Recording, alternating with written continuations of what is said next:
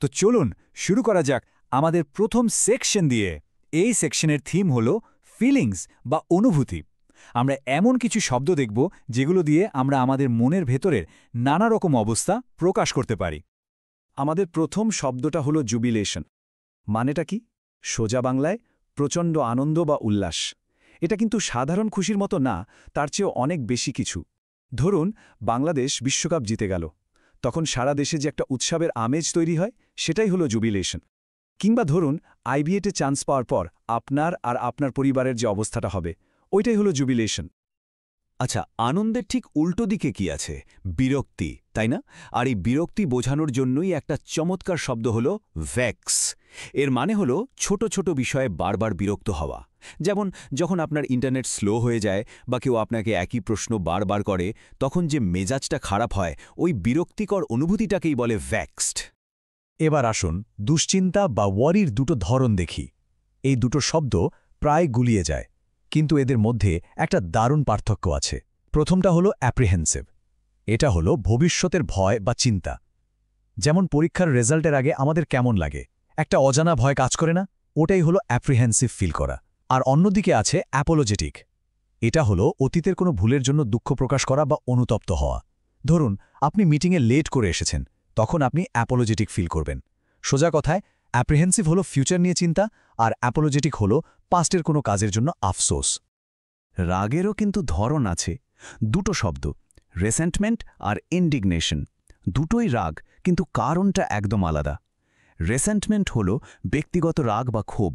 ধরুন আপনার প্রমোশনটা না হয়ে অন্য কারো হয়ে গেল, তখন আপনার মনে তার প্রতি যে একটা চাপা রাগ বা অভিমান জন্মায়, সেটাই হলো রেসেন্টমেন্ট।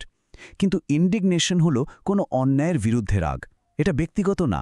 যেমন টিভিতে যখন কোনো দুর্নীতির খবর দেখি, তখন আমাদের সবার মনে যে একটা নৈতিক ক্ষোভ তৈরি হয়, সেটাই ইন্ডিগনেশন।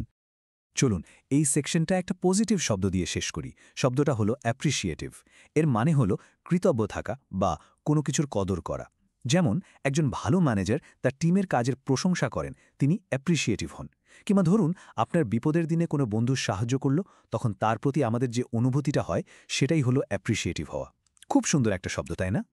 তো ফিলিংস নিয়ে তো কথা হলো, কিন্তু ফিলিংসের পরেই তো আসে অ্যাকশন বা কাজ, তাই না? আমাদের পরের সেকশনটা ঠিক এটাই নিয়ে।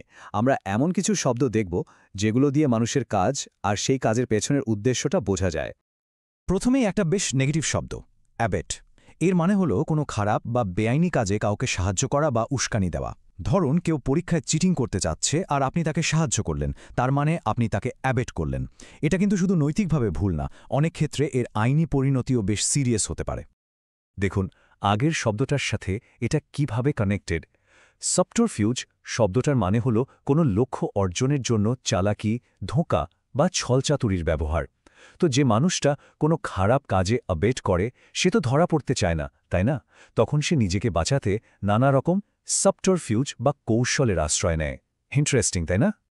এবার কথা বলার দুটো স্টাইল নিয়ে আলোচনা করা যাক। একটা আরেকটার একদম উল্টো। একদিকে আছে অ্যাসার্ট করা, মানে খুব কনফিডেন্সের সাথে জোর দিয়ে নিজের মতামত বা বক্তব্য তুলে ধরা।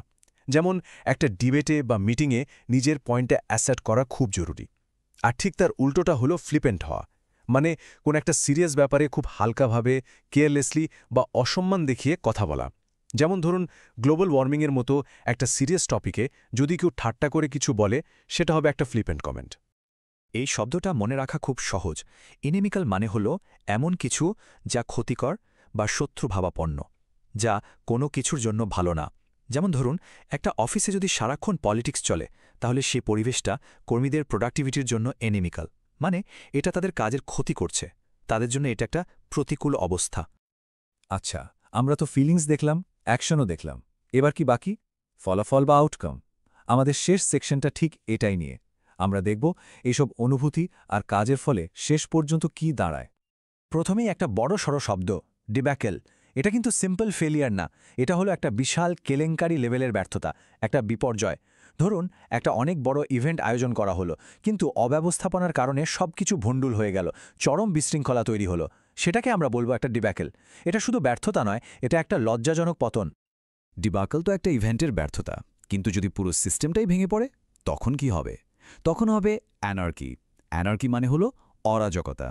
এমন একটা অবস্থা যেখানে কোনো আইন নেই, কোনো শাসন নেই, কোনো কন্ট্রোল নেই, চারিদিকে শুধু বিশৃঙ্খলা। এটা হলো নিয়মকানুন ভেঙে পড়ার চূড়ান্ত পর্যায়। আমরা যাই করি না কেন তার একটা ফল তো থাকেই, তাই না? রিপারকারশন হল কোনো কাজের নেগেটিভ ফল বা পরিণতি। সাধারণত এটা অপ্রত্যাশিত হয়। যেমন কেউ যদি হুট করে পড়ালেখা ছেড়ে দেয়, তার রিপারকারশন হিসেবে পরে ভালো চাকরি পেতে সমস্যা হতে পারে। সোজা কথায়, রিপারকারশন হল একটা খারাপ কাজের খারাপ ফল। তো ভুল হয়ে গেলে বা ক্ষতি হয়ে গেলে তার কি কোনো সমাধান নেই? অবশ্যই আছে, আর সেই সমাধানটাই হলো রেস্টিটিউশন। এর মানে হলো ক্ষতিপূরণ দেওয়া বা কোনো কিছু আগের অবস্থায় ফিরিয়ে আনা। ধরুন কেউ আপনার কোনো জিনিস ভেঙে ফেলল, তারপর সেটার দাম দিয়ে দিল। এটাই হলো রেস্টিটিউশন। এটা আসলে ন্যায় বিচার আর ভুল সংশোধনের একটা উপায়। আমাদের এই সেকশনের শেষ শব্দটা হলো এক্সোডাস। এর মানে হলো একসাথে অনেক মানুষের কোনো জায়গা থেকে চলে যাওয়া, একটা গণপ্রস্থান। যেমন ধরুন একটা কোম্পানিতে ম্যানেজমেন্ট খুব খারাপ, এর ফলে যদি দলে দলে ভালো কর্মীরা চাকরি ছেড়ে চলে যেতে থাকে, তখন মিডিয়াতে বলা হবে an Exodus of talent from the company. মানে প্রতিভাদের গণপ্রস্থান ঘটছে।